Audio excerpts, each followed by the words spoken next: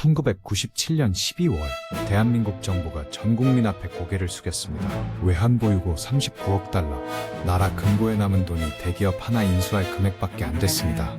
환율은 850원에서 1962원으로 2배 넘게 뛰었고 하루 3,700명이 일자리를 잃었습니다. 어떻게 아시아의 4마리 용이라 불리던 나라가 하루아침에 무너졌을까요? 그리고 지금 우리는 그때의 교훈을 정말 기억하고 있을까요? 이야기는 1996년으로 거슬러 올라갑니다. 그해 대한민국은 선진국 클럽이라 불리는 OECD에 가입했습니다. 국민소득 10,000달러 시대. 온 나라가 축제 분위기였습니다. 하지만 화려한 무대 뒤에는 시한폭탄이 째깍거리고 있었습니다. OECD 가입에는 조건이 있었습니다. 자본시장을 개방하라는 것이었습니다. 선진국이 되고 싶으면 금융시장에 문을 열라는 겁니다. 문제는 준비가 안 됐다는 겁니다. 금융감독 시스템도 없고 리스크 관리 역량도 없는데 문부터 열어젖힌 겁니다. 수영을 못 배우고 바다에 뛰어든 격이었습니다. 당시 30대 재벌의 평균 부채 비율 518%. 이게 어느 정도냐면 연봉 3천만 원인 사람이 1억 5천만 원을 빌린 겁니다. 비교하면 같은 시기 미국 기업들의 부채 비율은 150%, 일본도 200%였습니다. 한국 재벌은 그 3배가 넘었던 겁니다. 문제는 이 빚이 어디서 왔느냐입니다. 재벌들은 정치권과 손잡고 은행에서 사실상 무제한으로 돈을 빌렸습니다. 한보철강 정태수 회장이 대표적입니다. 은행장들에게 수십억 원을 로비하고 정치인에게 뇌물을 바쳐 부채 5조 원을 끌어냈습니다. 심사 없는 대출 로비로 얻은 대출이었습니다. 한보철강은 부채 5조 원을 안고도 계속 대출을 받았습니다. 여러분, 월급으로 16만 년을 모아야 할 돈입니다. 더 무서운 것은 상호지급 보증이었습니다. 재벌그룹 안에서 계열사끼리 서로의 빚을 보증해줬습니다. A가 B의 빚을 보증하고 B가 C의 빚을 보증하고 C가 다시 A의 빚을 보증하는 구조입니다. 하나가 무너지면 전부 무너집니다. 폭탄의 도화선을 다 이어놓은 겁니다. 그리고 실제로 그 도화선에 불이 붙었습니다. 그리고 이 은행들은 해외에서 싼 이자로 단기 외채를 빌려와서 장기 대출을 해줬습니다. 석 달짜리 빚으로 10년짜리 투자를 한 겁니다. 외환보유액 대비 단기 외채 비율 241%. 가진 돈의 2배 반을 석 달 안에 갚아야 하는 상황이었습니다. 여기서 잠깐 생각해보세요. 만약 여러분이 신용카드 빚이 월급의 2배 반인데 다음 달에 전액 상환해야 한다면 어떡하시겠습니까? 재벌들은 수익성과 상관없이 문어발식으로 사업을 확장했습니다. 자동차 회사가 반도체를 만들고 철강 회사가 백화점을 운영했습니다. 금융감독 체계가 미흡했습니다. 대출 심사는 형식적이었고 부실은행에 대한 관리가 부족했습니다. 하지만 정부는 말했습니다. 우리 경제의 펀더멘털은 건전합니다. 빚으로 쌓은 성이 얼마나 위태로운지 아무도 보려하지 않았습니다. 교훈 하나. 아무리 화려한 성장도 빚 위에 세운 것이라면 그것은 성이 아니라 모래성입니다. 1997년 1월 한보철강이 부도를 냈습니다. 부채 5조 원 역대 최대 규모의 기업 부도였습니다. 3월 산미그룹 부도, 4월 진노그룹 부도, 5월 대농 한신공영 부도. 재벌들이 도미노처럼 쓰러지기 시작했습니다. 상호지급 보증에 폭탄이 터지기 시작한 겁니다. 한보가 쓰러지자 한보를 보증한 계열사들이 줄줄이 빚더미에 올라앉았습니다. 그해 7월 기아자동차가 부도유예를 신청했습니다. 부채 구조 5천억 원, 대한민국을 대표하는 자동차 회사가 쓰러진 겁니다. 기아 직원 4만 명이 하루아침에 미래를 잃었습니다.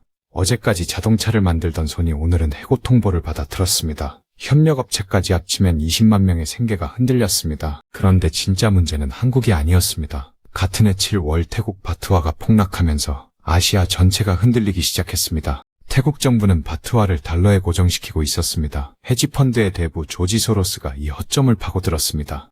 수십억 달러를 동원해 바트화를 공격했고 태국 중앙은행은 230억 달러를 쏟아부으며 방어했지만 결국 2달 만에 항복했습니다. 바트화가 무너지자 인도네시아 루피아, 말레이시아 링깃이 차례로 폭락했습니다. 한 나라의 위기가 전염병처럼 번진 겁니다. 일본 은행들이 겁을 먹었습니다. 아시아 전역에 빌려준 돈을 급히 회수하기 시작했습니다. 한국에 빌려준 단기 자금만 240억 달러였습니다. 한국도 예외가 아니었습니다. 외국 은행들이 만기가 된 단기 대출의 연장을 거부하기 시작했습니다. 석 달짜리 빚을 갚으라는 독촉장이 한꺼번에 날아온 겁니다. 정부는 인위적으로 환율을 방어하기 시작했습니다. 외환보유고를 풀어 원화 가치를 지키려 한 겁니다. 하지만 결과는 참혹했습니다. 9월부터 11월까지 2달 만에 151억 달러가 증발했습니다. 양동이로 바닷물을 퍼내는 격이었습니다. 외환보유고 305억 달러가 순식간에 녹아내리고 있었습니다. 하지만 여기서 반전이 있습니다. 하지만 이 상황이 국민에게 제때 알려지지 않았습니다. 경제부총리는 계속 괜찮다고 했고 대통령도 문제없다고 했습니다. 정보가 늦게 전달된 겁니다. 무디스가 한국의 신용등급을 내리기 시작했습니다.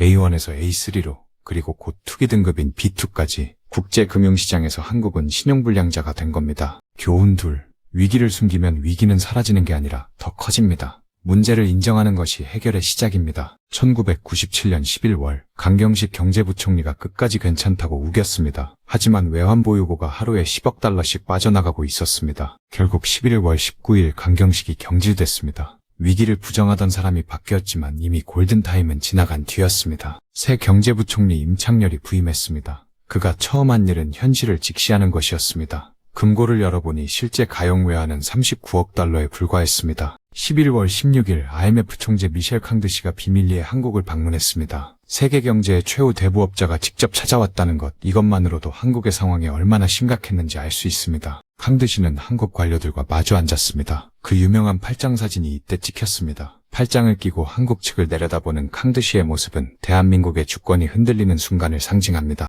정부는 국제통화기금에 구제금융을 공식 요청합니다. 대한민국 역사상 가장 고통스러운 결정이었습니다. IMF 실사단이 입국했습니다. 한국의 금고를 열어보겠다는 겁니다. 주권국가로서 쉽지 않은 순간이었습니다. 12월 3일 IMF와 협상이 타결됐습니다. 총 584억 달러의 구제금융, 당시 역대 최대 규모였습니다. 584억 달러. 이게 어느 정도냐면 당시 대한민국 1년 예산의 절반이 넘는 돈입니다.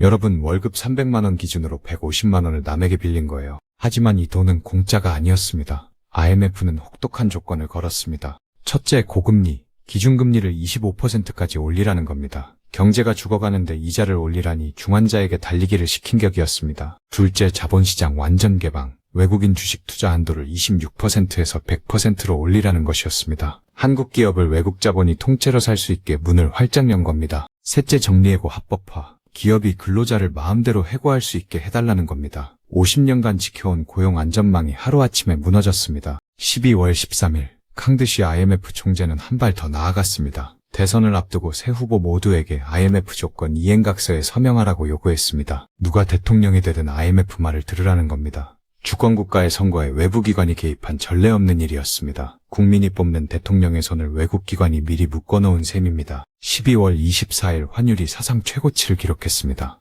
원달러 1962원, 열흘 전까지 1000원이었던 달러가 2배가 된 겁니다. 이게 무슨 의미냐면 수입 원자재 가격이 2배가 된 겁니다. 기름값이 2배, 밀가루값이 2배, 공장은 원자재를 못 사고 빵집은 밀가루를 못 사는 상황이었습니다. 크리스마스 이브에 나라가 부도 직전이었습니다. 외환보유고는 39억 달러, 며칠치 수입대금밖에 안 남았습니다. 교훈 셋.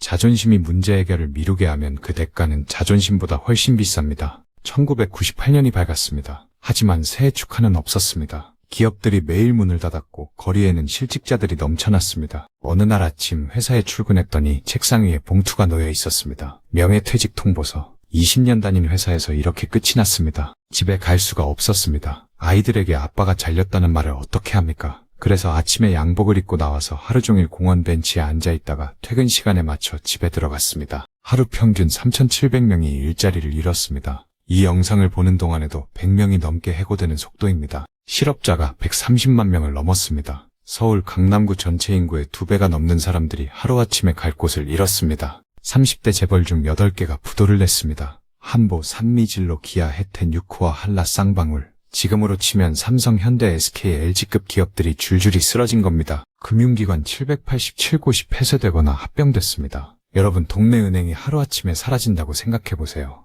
통장은 있는데 은행이 없는 겁니다. 은행 금리가 10%에서 30%대로 치솟았습니다. 대출이자가 하루아침에 3배가 된 겁니다. 여러분, 전세대출 이자가 갑자기 3배가 된다고 생각해보세요. 거리에 노숙자가 넘쳐났습니다. 서울역 대합실이 임시숙소가 됐습니다. 전국에 2만 명, 어제까지 정장을 입고 출근하던 사람들이 서울역 바닥에서 잠을 잤습니다. 참으시겠습니까? 이 숫자들 뒤에는 한 가족의 이야기가 있습니다. 자살률이 42% 급증했습니다. 1997년 6,125명에서 1998년 8,699명으로 2,574명이 더 목숨을 잃었습니다. 특히 35세에서 59세 가장들의 자살이 66.2% 급증했습니다. 가족을 먹여 살려야 하는데 방법이 없어진 아버지들이었습니다. 이혼율은 35% 증가했습니다. 경제 위기가 가정까지 무너뜨린 겁니다. 아이들은 부모의 해고와 이혼을 동시에 겪었습니다. 실질 임금은 하락했습니다. 명목으로는 1.5% 올랐지만 물가가 7% 뛰어서 실제로는 월급이 줄어든 겁니다. 같은 돈으로 라면을 덜 살 수 있게 된 거예요. 평생 직장이라는 말이 사라졌습니다.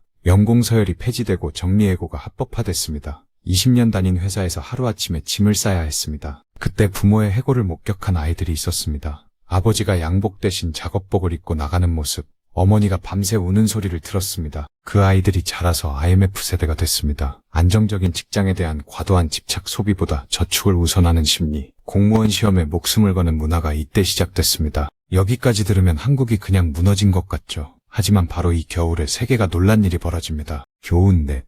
경제 위기는 숫자가 아닙니다. 한 사람 한 사람의 삶이 무너지는 것입니다. 그래서 우리는 기억해야 합니다. 1998년 1월 5일 텔레비전에서 캠페인이 시작됐습니다. 금 모으기 운동. 나라를 살리기 위해 국민이 금을 모으자는 겁니다. KBS가 캠페인을 주도했습니다. 아나운서가 직접 금목걸이를 꺼내 내밀었습니다. 그 장면을 본 전국의 어머니들이 장롱 속 금반지를 꺼내기 시작했습니다. 어머니들이 결혼반지를 꺼냈습니다. 할머니들이 돌반지를 가져왔습니다. 어떤 할머니는 금이빨까지 뽑아서 내놨습니다. 평생 간직한 금부치를 서슴없이 내놓았습니다. 351만 명이 참여했습니다. 네, 가구 중 한 가구가 금을 냈습니다. 가구당 평균 65g 17돈, 결혼반지 2-3개 무게입니다. 총 227톤의 금이 모였습니다. 약 21억 달러어치. 물론 584억 달러의 빚에 비하면 적은 돈이었습니다. 하지만 금 모으기의 진짜 가치는 돈이 아니었습니다. 이 나라 국민은 위기 앞에서 도망치지 않는다는 메시지였습니다. 세계가 놀랐습니다. 같은 시기 김대중 대통령이 취임했습니다. 취임식에서 그는 말했습니다. 민주주의와 시장경제를 병행 발전시키겠다고. 그리고 가장 어려운 일을 시작했습니다. 재벌 구조조정, 부채 비율 200% 이하로 낮추라, 상호지급 보증을 해소하라, 사업을 정리하라. 김우중 대우그룹 회장은 구조조정을 거부했습니다. 세계 경영의 꿈을 포기할 수 없다며 오히려 사업을 더 키웠습니다.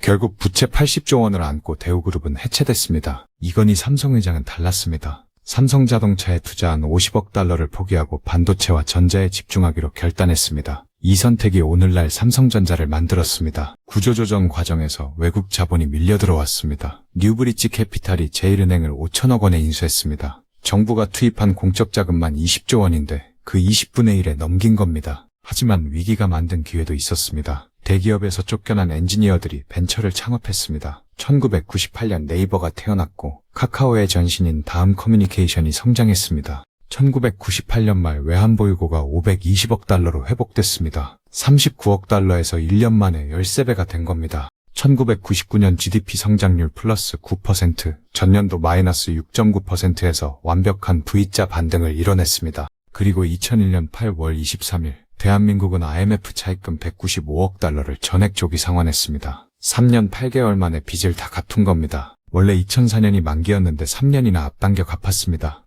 IMF 역사상 가장 빠른 조기 상환 중 하나였습니다. 교훈 5.